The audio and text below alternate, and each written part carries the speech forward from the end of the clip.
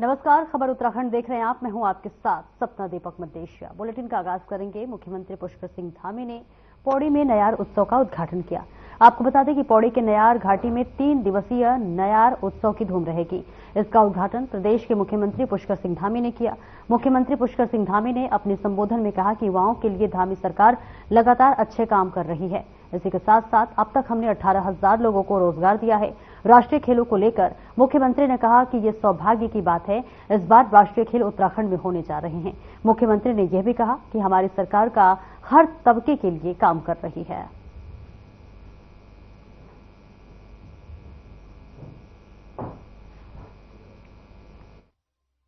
नई खेल नीति लागू करनी हो, हम सबके सामने एक बड़ा अवसर आया है।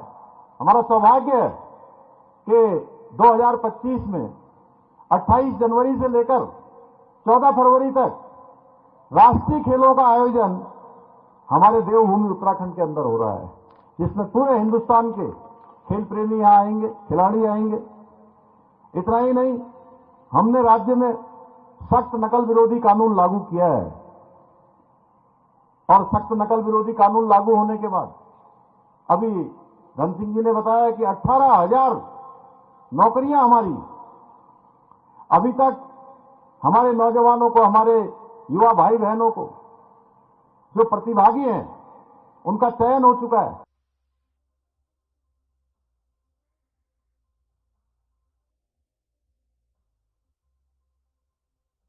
और उत्तराखंड में भी बीजेपी का महासदस्यता अभियान जारी है। उत्तराखंड में बीजेपी का इस सदस्यता अभियान के तहत 30 लाख नए सदस्यों को जोड़ने का लक्ष्य है। तो वहीं अभी तक प्रदेश में 22 लाख से ज्यादा नए सदस्यों ने बीजेपी की सदस्यता ग्रहण की है। बीजेपी के वरिष्ठ नेता मजहर नईम नवाब ने जानकारी देते हुए कहा कि 22 लाख नए सदस्यों में मुस्लिम समुदाय से नए सदस्यों की भागीदारी 5% है।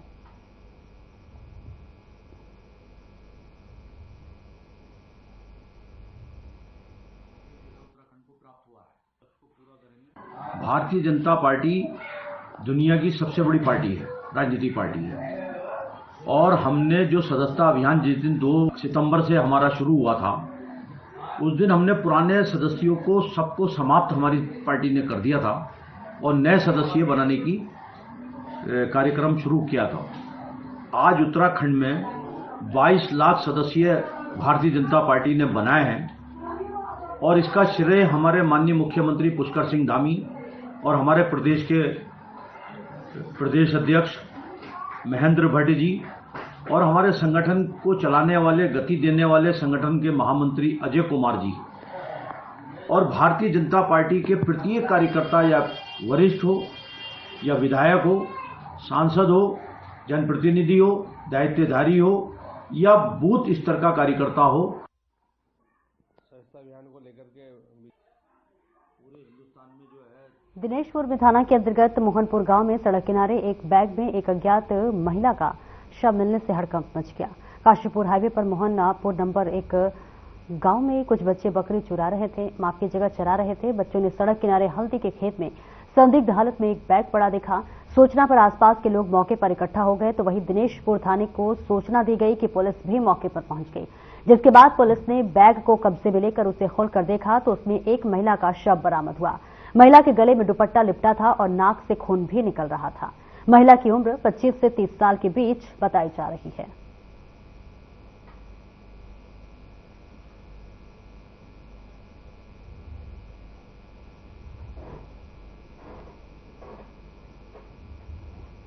अभी ऐसा इस स्टेज पर कहना उचित नहीं होगा। पोस्टमार्टम के बाद ही पता चल पाएगा कि क्या हुआ है। अभी डेड बॉडी मिली है, इसका पंचायतनामा करके पोस्टमार्टम हेतु भेजा जा रहा है। तो सर, कब की घटनाक्रम बताया जा रहा है और पुलिस किस तरह की कार्रवाई कर रही है? आज करीब 3:30 बजे करीब ये थाने में सूचना प्राप्त हुई कि एक बैग पड़ा हुआ है और उसमें लग रहा है कि कुछ संदिग्ध वस्तु है, जिसमें पुलिस के द्वारा इसे चेक किया गया तो पता चला कि इसमें एक डेड बॉडी है।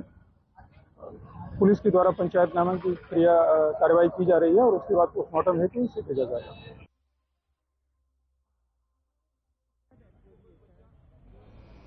और खबर रानीखेत से है, जहां संयुक्त मजिस्ट्रेट राहुल आनंद ने शराब की दुकानों में छापेमारी की है, जिससे शराब कारोबारियों में हड़कंप मचा हुआ है। संयुक्त मजिस्ट्रेट राहुल आनंद ने बताया कि काफी समय से शराब की ओवर रेटिंग को लेकर शिकायतें आ रही थी, जिसे लेकर मस्जिद खाली और रानीखेत की शराब की दुकानों में छापेमारी की गई और ओवर रेटिंग पाई गई। उन्होंने कहा कि अवैध शराब और ओवर रेटिंग को लेकर आगे भी छापेमारी जारी रहेगी।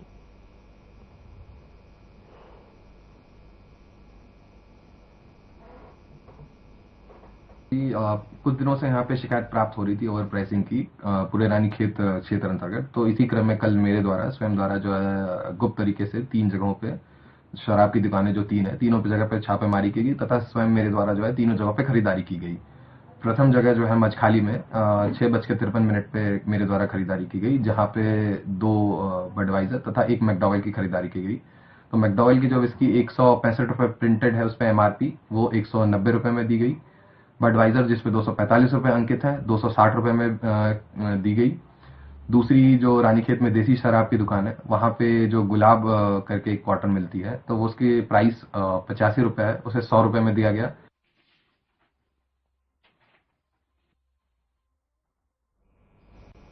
और देहरादून में यूकेडी ने तांडव रैली निकाली। ये रैली परेड ग्राउंड से शुरू हुई, जो मुख्यमंत्री आवास कूच के लिए निकली। इस रैली में पूरे प्रदेश भर से यूकेडी कार्यकर्ता और पदाधिकारी शामिल हुए हैं। उत्तराखंड में मूल निवास 1950 लागू करने, सशक्त भू कानून, गैरसैंण को स्थायी राजधानी बनाने की मांग को लेकर यह प्रदर्शन किया जा रहा है। वह इस दौरान पुलिस ने प्रदर्शनकारियों को बैरिकेडिंग की मदद से मुख्यमंत्री आवास से पहले ही रोक लिया।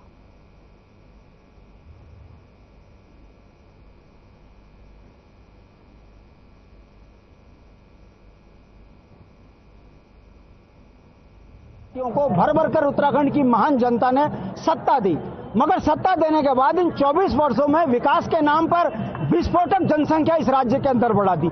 यहाँ मूल निवासी अल्पसंख्यक हो गया, हमारी जमीनें सुरक्षित नहीं है। हमारी मांग है कि मूल निवास 1950 और भू कानून सख्ती से लागू किया जाए ताकि उत्तराखंडियत बचे।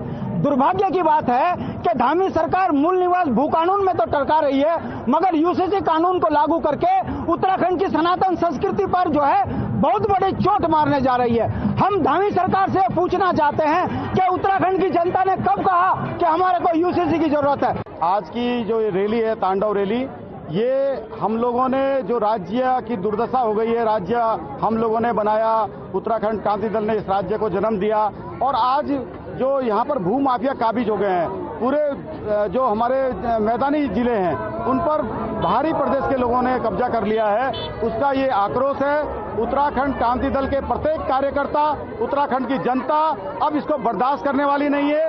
हमें 1950 मूल निवास चाहिए और भू कानून, सशक्त भू कानून हिमाचल के जैसा चाहिए।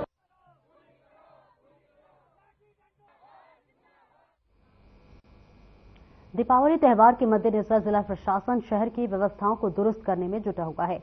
इस दीपावली में न सिर्फ प्रवासी बड़ी संख्या में शहर में आते हैं, बल्कि पर्यटन सीजन भी प्रभावी रहता है। ऐसे में शहर में सुरक्षा व्यवस्था से लेकर यातायात व्यवस्था को प्रभावी बनाने के लिए पुलिस प्रशासन को निर्देश दिए गए हैं।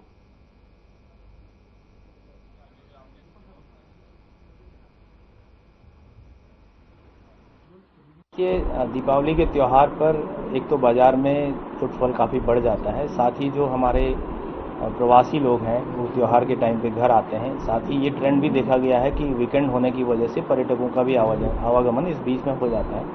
उसी को देखते हुए एक तो अतिरिक्त जो सुरक्षा है वो पुलिस के माध्यम से की जाएगी। साथ ही जो ट्रैफिक मैनेजमेंट है उस पर विशेष फोकस रहेगा और उसके लिए ट्रैफिक पुलिस और पुलिस के माध्यम से कार्रवाई की जाएगी। साथ ही जो हमारे परिवहन निगम की बसें हैं उसका अतिरिक्त रूप से उनकी संख्या बढ़ाते हुए संचालन किया जाएगा, ताकि जो आने जाने वाले लोग हैं उनको असुविधा का सामना न करना पड़े।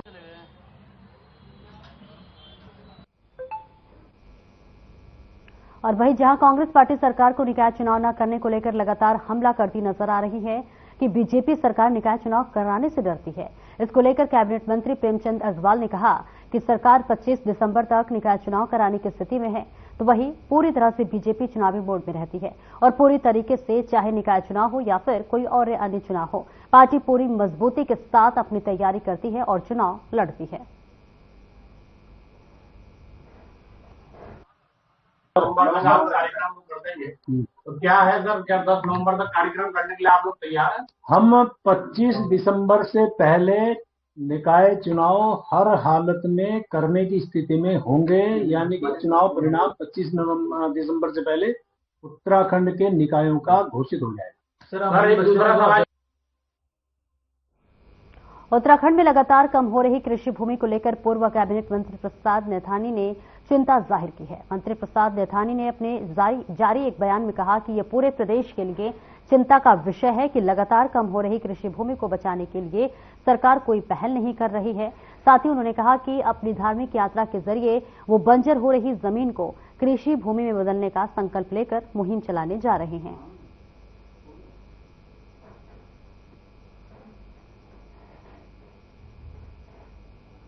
देखिए, हमारा राज्य सन 2000 में बना।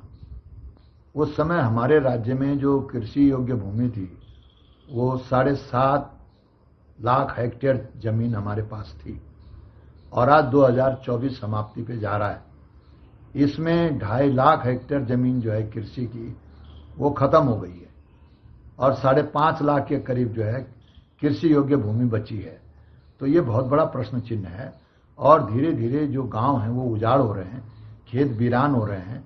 तो उस स्थिति को मद्देनजर रखते हुए मैंने ये महसूस किया, जो हमारी विश्वनाथ जगदीशिला डोली यात्रा चलती है उसमें 25वां वर्ष जो है ये रजत जयंती वर्ष के रूप में मनाने का संकल्प है और इसके तहत हमने बंजर खेतों को आबाद करने का ये संकल्प लिया है।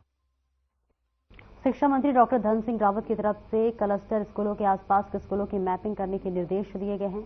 उत्तराखंड माध्यमिक शिक्षा के निदेशक लीलाधर व्यास ने कहा कि माध्यमिक शिक्षा में कुल 559 क्लस्टर स्कूल हैं। सरकार की तरफ से निर्देश दिए गए हैं कि क्लस्टर स्कूल के इर्द गिर्द जितने संसाधन विहीन स्कूल हैं उनकी मैपिंग की जाए, जिसके लिए जनपदों से डाटा मांगा गया है। हमारे कुल माध्यमिक शिक्षा में 559 यानी 559 क्लस्टर हैं और माननीय मंत्री जी ने ये निर्देश दिए थे कि उसके जो इर्द गिर्द हैं, जो कम दूरी में जो विद्यालय हैं और वो संचालित हो रहे हैं और जो संसाधन विहीन है उनकी एक मैपिंग कर ली जाए। तो डेटा हमने जनपदों से मांगा है, वो सूचना हमें जैसे आती है तो फिर हम उसको उच्च स्तर पर उपलब्ध करा देंगे। उत्तराखंड के सीमांत चमोली में एक नाबालिग लड़की के साथ यौन उत्पीड़न का मामला सामने आया, जिसको लेकर 2 समुदाय के लोगों में विवाद चल रहा है, जिसके तहत मुख्यमंत्री को भी ज्ञापन दिया गया है। साथ ही प्रशासन भी अलर्ट मोड पर नजर आ रहा है और ऐसे में AIMIM के अध्यक्ष असदुद्दीन ओवैसी ने ट्वीट किया है कि मुसलमान को अछूत बना दिया गया, जिसके तहत 15 मुसलमानों व्यापारियों का बहिष्कार किया जा रहा है। ओवैसी के इस बयान पर सियासत गर्मा गई है।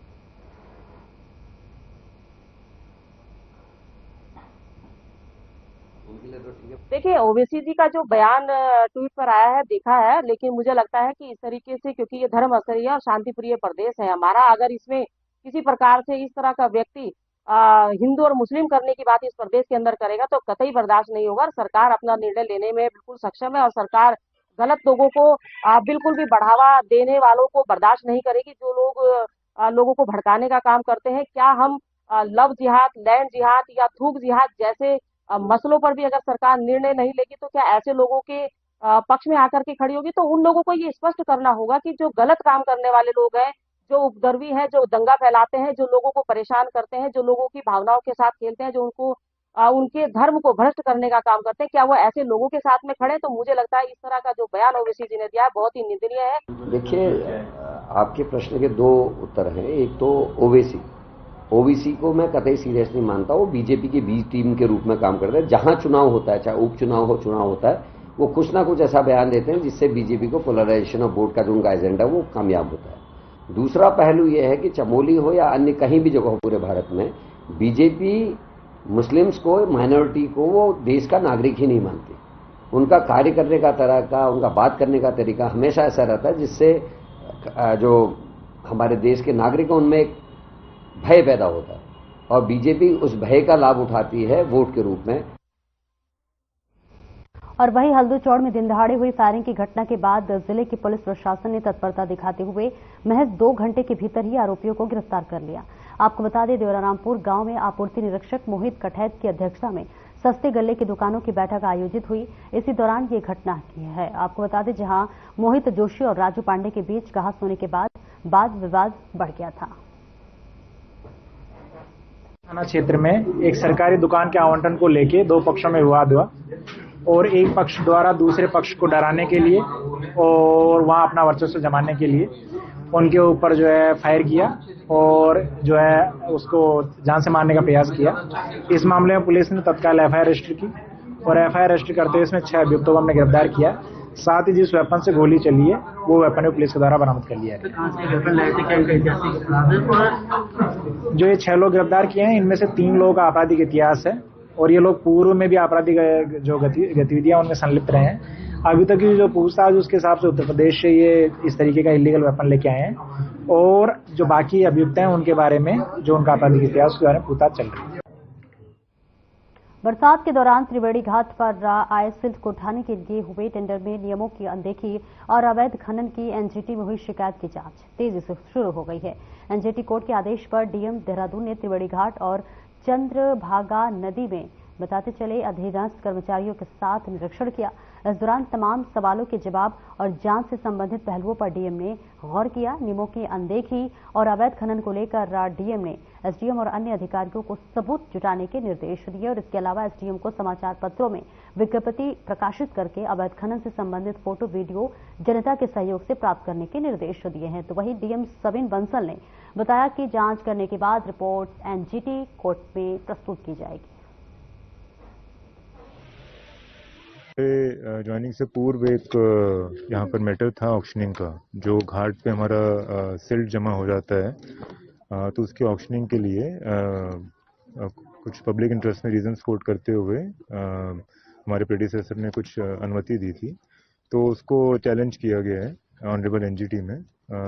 ऑनरेबल एनजीटी की डायरेक्शंस थी कि यहाँ पे इंस्पेक्शन किया जाए कि whether any instance of illegal mining has taken place in the past in the duration that was given to the miner. Dehradun ISBT के प्रास पटाखों के गोदाम को प्रशासन ने सील कर दिया। डीएम के निर्देश पर सिटी मजिस्ट्रेट की अगुवाई में टीम यहां निरीक्षण करने के लिए पहुंची थी। आनंद फायर वर्क्स नाम से गोदाम में 2 बार पहले भी आग लग चुकी है। बीते रोज टीम यहां निरीक्षण करने पहुंची तो कई खामियां मिली। तीसरी बार हुई इस घटना के बाद संचालक का लाइसेंस निरस्त कर दिया गया है। साथ ही पुलिस मामले में मुकदमा दर्ज करने की कार्रवाई कर रही है। जिलाधिकारी महोदय के सख्त निर्देश हैं कि जो हमारे इस प्रकार के ऐसे अवैध भंडारण हैं या अवैध संचालन है उनको किसी प्रकार से इस प्रकार की अनुमति न दी जाए, इनके विरुद्ध कठोर कार्रवाई की जाए।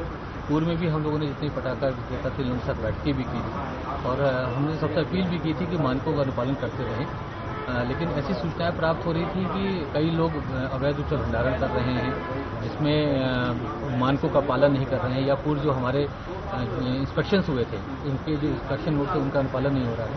तो जिलाधिकारी महोदय ने निर्देश दिया कि जितने भी ऐसे स्थान हैं, जो ऐसे क्षेत्र हैं। पौड़ी जिले में नयार उत्सव 2024 की तैयारियों को लेकर जिलाधिकारी डॉक्टर आशीष चौहान ने ब्यास घाट स्थित कार्यक्रम स्थल बागी गांव में पहुंचकर व्यवस्थाओं का जायजा लिया। उन्होंने मुख्यमंत्री के प्रस्तावित भ्रमण को लेकर हेलीपैड से कार्यक्रम स्थल का निरीक्षण किया। नयार उत्सव का आयोजन 26 अक्टूबर तक होगा। वहीं जिलाधिकारी ने कार्यक्रम स्थल पर सभी तैयारियां समय से पूरा करने के लिए उप जिलाधिकारी श्रीनगर और सतपुली को तैनात किया है।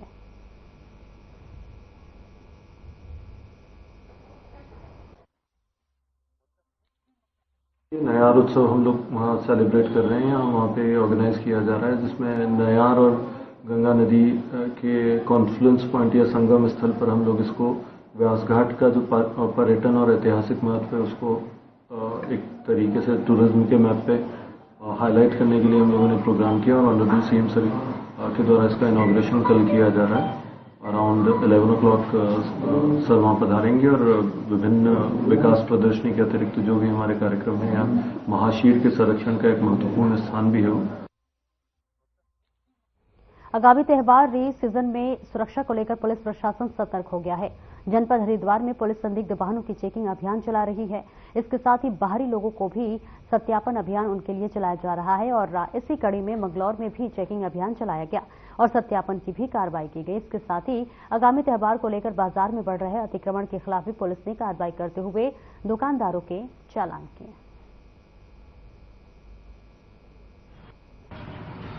आदरणीय वरिष्ठ पुलिस अधीक्षक महोदय के आदेशानुसार शाम को फुट पेट्रोलिंग करेंगे और जो मार्केट में अतिक्रमण हो रहा है और त्योहारों के मद्देनजर पूरा घूम फिर के ताकि रोड साफ हो जाए, संदिग्ध लोगों की चेकिंग, सत्यापन अभियान सब चल रहा है। तो उसी के तहत आज ये कार्रवाई हो रही है, जिसमें लोगों का सत्यापन भी किया जा रहा है, जिन्होंने अतिक्रमण कर रखा है उनको हटाया जा रहा है, और जो हमारे संदिग्ध हैं वो व्हीकल, बिना नंबर मोटरसाइकिल, इन सबको चेक किया जाए। आगामी त्यौहार को लेकर हम ये अपील करते हैं कि दीपावली जो है प्रेम का एक त्यौहार है, सब लोग सौहार्द के साथ मनाएं।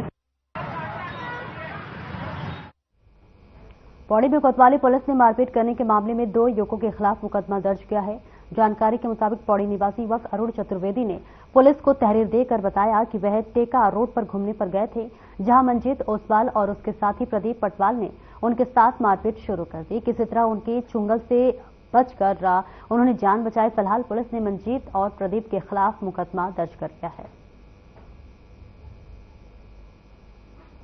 ये 19 तारीख शाम 6 बजे की बात है। मंजीत ओसवाल और प्रदीप पटवाल ने मेरे साथ मारपीट की। ये मुझे अलग से लेके गए मारने के चक्कर से। इन्होंने मुझसे मारपीटाई वगैरह की है, अभद्र भाषा का व्यवहार किया है। ऊपर से इन्होंने मुझे धारदार हथियार से मारने की भी कोशिश की गई। साथ ही साथ इन्होंने मेरा वीडियो बनाया है और एक मार रहा था, दूसरा वीडियो बना रहा था। इनसे मुझे पहले से भी जान की खतरा है। और दूसरा क्या है कि इनके पहले ही पे काफी मामले दर्ज हैं, आपराधिक मामले दर्ज हैं। के तहत भी इन पे कार्रवाई होनी चाहिए और पूरे मेरे जो भी प्रकरण हुआ है इसकी जांच होनी चाहिए ढंग से। मुकदमा दर्ज कराया है, इसमें 4 धाराएं लगाई उन्होंने, 115, 116 और 351 और 352। क्या कुछ लड़ रहा होगा? ये बोला है कि तुमने मेरी फैमिली के लिए कुछ गलत बोला है और बोला है कि 2.5 लाख रुपए तुमने मेरे। इसमें तत्काल जो है FIR पंजीकृत कर दी गई है और जो है जो स्थानीय व्यक्ति थे हमारे, उनके साथ मारपीट का मामला था, तो उसमें अग्रिम वैधानिक कार्रवाई जारी है और विवेचना जो है थाना स्तर से की जा रही है। देखिए, तहरीर के अनुसार जो रेलेवेंट सेक्शन थे BNS के, उनके अंतर्गत मुकदमा पंजीकृत है और अभी अग्रिम विवेचनात्मक कार्रवाई में अगर कुछ प्रकाश में आता है कि धारदार हथियार या जो भी अन्य धाराएं। राजधानी देहरादून के प्रेमनगर थाना क्षेत्र के टी एस्टेट में देर रात चेकिंग के दौरान पुलिस ने अंतर्राष्ट्रीय लग्जरी वाहन चोर गिरोह के मुख्य सदस्य को गिरफ्तार किया है, जबकि एक अभियुक्त फरार होने में कामयाब रहा।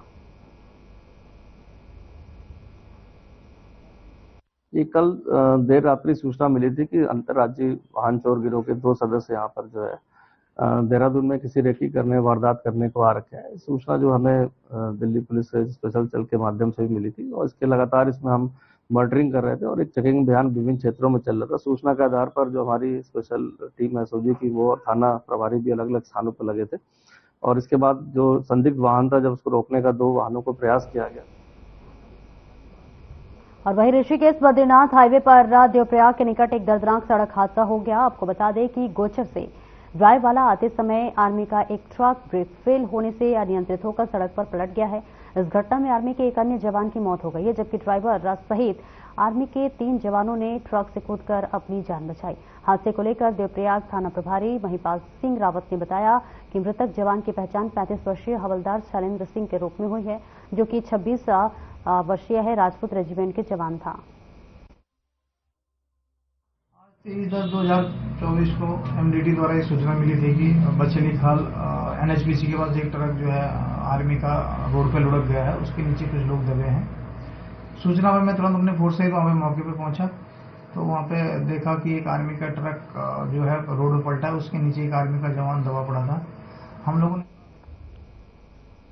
पौड़ी जनपद के थाना पैठानी क्षेत्र के अंतर्गत एक मोटरसाइकिल दुर्घटना में एक व्यक्ति की मौत हो गई, जबकि एक व्यक्ति घायल हो गया। मिली जानकारी के अनुसार पैठू थाना क्षेत्र के कोटखंडई गांव का 38 वर्षीय सुरेंद्र सिंह, जो कि घर से मोटरसाइकिल पर एक अन्य व्यक्ति के साथ दुकान के लिए निकला था, लेकिन रास्ते में अचानक वाहन अनियंत्रित होकर खाई में गिर गया, जिसके चलते उसकी मौत हो गई। अभी तक तो हमें घटना के बारे में कुछ पता नहीं चला, पर सिर्फ हमें दोनों भाई ने बताया कि जो भाई हमारा साथ में था उसने बताया कि कोई गाड़ी आ रही थी सामने से, तो उसके बाद हम नीचे गिर गए। भाई इतना पता चला, अभी पूर्ण रूप से उसका पता नहीं चल पाया कि घटना आखिर हुई कैसे।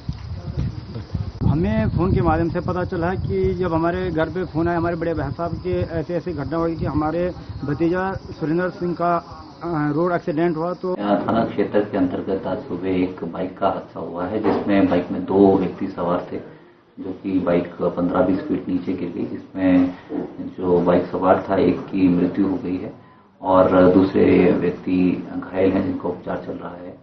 और जो मृत। और फिलहाल इस बुलेटिन में इतना ही। दीजिए इजाजत, नमस्कार।